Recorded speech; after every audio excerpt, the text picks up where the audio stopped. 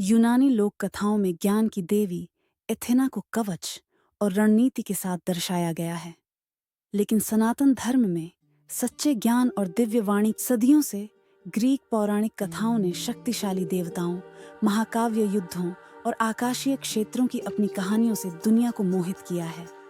लेकिन क्या होगा अगर ये कहानियां पूरी तरह से मौलिक न हों? क्या होगा अगर वे कहीं पुराने दिव्य सत्य की प्रतिध्वनियां, विकृत प्रतिबिंब हों?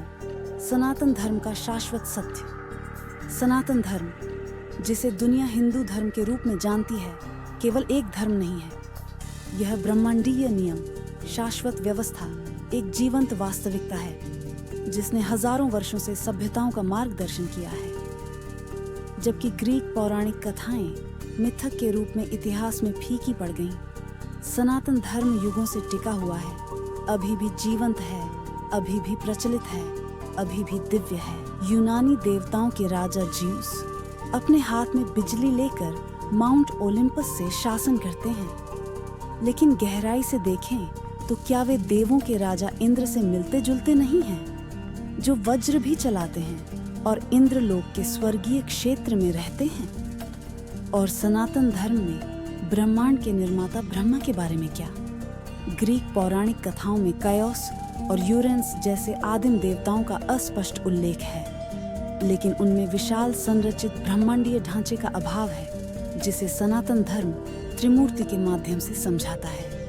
ब्रह्मा निर्माता, विष्णु संरक्षक और शिव संहारक। युद्ध के यूनानी देवता एरेस उग्र और आवेगी हैं। वे विनाश लाते हैं, लेकिन उनमें अनुशासन की कमी है। इसकी तुलना भगवान शिव के पुत्र कार्तिकेय से करें।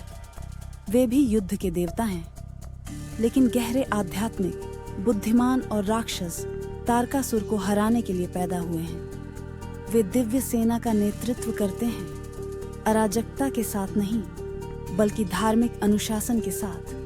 धर्म युद्ध, अहंकार के लिए विनाश नहीं। यूनानी लोक कथाओं में ज्ञान की देवी एथेना को कवच और रणनीति के साथ दर्शाया गया है, लेकिन सनातन धर्म में सच्चे ज्ञान और दिव्य वाणी की अवतार सरस्वती देवी सर्वोच्च हैं। वे वेदों का स्रोत, रचनात्मकता की जननी और सभी विद्याओं की मूल है। सनातन धर्म में ज्ञान पवित्र है, युद्ध का साधन नहीं।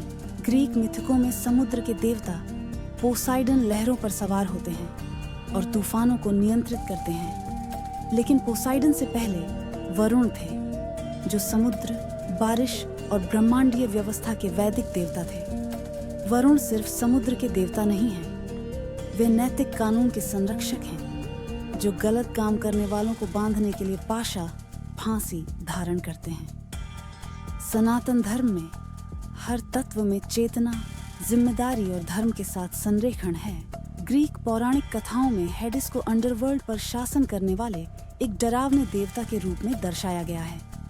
इसके विपरीत सनातन धर्म में मृत्यु के देवता यम एक न्यायप्रिय न्यायाधीश हैं। वे भय से नहीं, बल्कि संतुलन, कर्म और पुनर्जन्म के चक्र को बनाए रखते हुए शासन करते हैं। वे बुरे नहीं हैं, वे आवश्यक हैं, दिव्य ब्रह्मांडीय लय का हिस्सा हैं। कैडुसियस का ग्रीक प्रतीक एक छड़ी के चारों ओर लिपटे दो सांप, यौगिक ग्रंथों में वर्णित कुंडलिनी ऊर्जा से मिलता जुलता है।